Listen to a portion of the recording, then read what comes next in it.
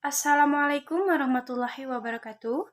Perkenalkan, nama saya Ainur Raisa. Saya dari Prodi Pendidikan Ekonomi dari Universitas Pancasakti Bekasi.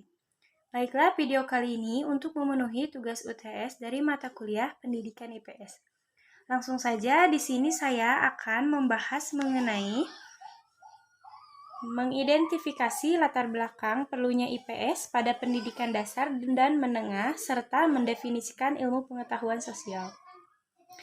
Pendidikan IPS adalah penyederhanaan atau adaptasi dari disiplin ilmu-ilmu sosial dan humaniora, atau ilmu-ilmu yang bersentuhan dengan nilai-nilai kemanusiaan yang mencakup studi agama, filsafat, seni, sejarah, serta kegiatan dasar manusia yang diorganisasikan dan disajikan secara ilmiah dari pedagogik atau psikologis untuk tujuan pendidikan. Pedagogik guru adalah kemampuan atau keterampilan guru yang bisa mengelola suatu proses pembelajaran atau interaksi belajar mengajar dengan peserta didik. Teori belajar dan prinsip pembelajaran yang mendidik. Pedagogi adalah ilmu atau seni dalam menjadi seorang guru. Sehubungan dengan strategi mengajar itu, filosofi mengajar diterapkan dan dipengaruhi oleh latar belakang pengetahuan dan pengalamannya, situasi pribadi, lingkungan, serta tujuan pembelajaran yang dirumuskan oleh peserta didik dan guru.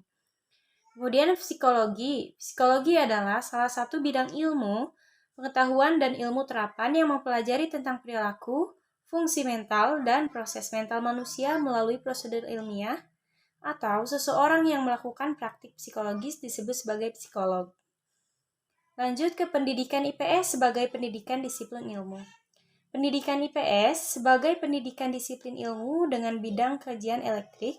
Gagasan IPS sebagai pendidikan disiplin ilmu banyak disuarakan oleh Nurman Somantri dalam berbagai forum akademik. IPS memiliki kekhasan sebagai pendidikan disiplin ilmu, yakni kajiannya bersifat terpadu atau integrated, interdisipliner, dan multidimensional.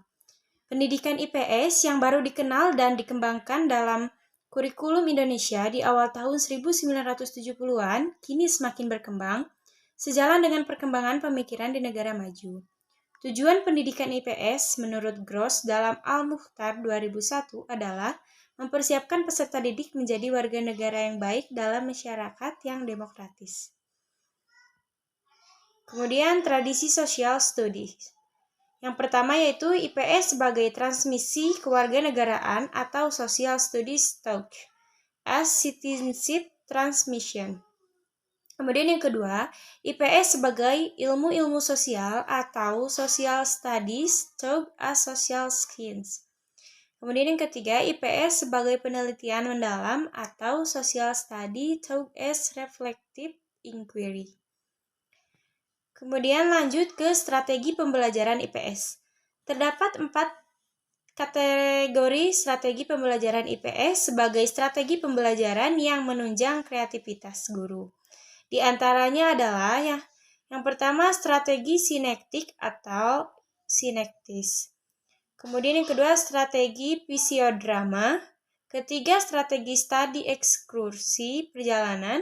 Dan yang terakhir yaitu strategi inquiry sosial. Baiklah, mungkin hanya sekian yang dapat saya sampaikan. Mohon maaf atas kekurangannya. Billahi taufiq wal hidayah. Wassalamualaikum warahmatullahi wabarakatuh.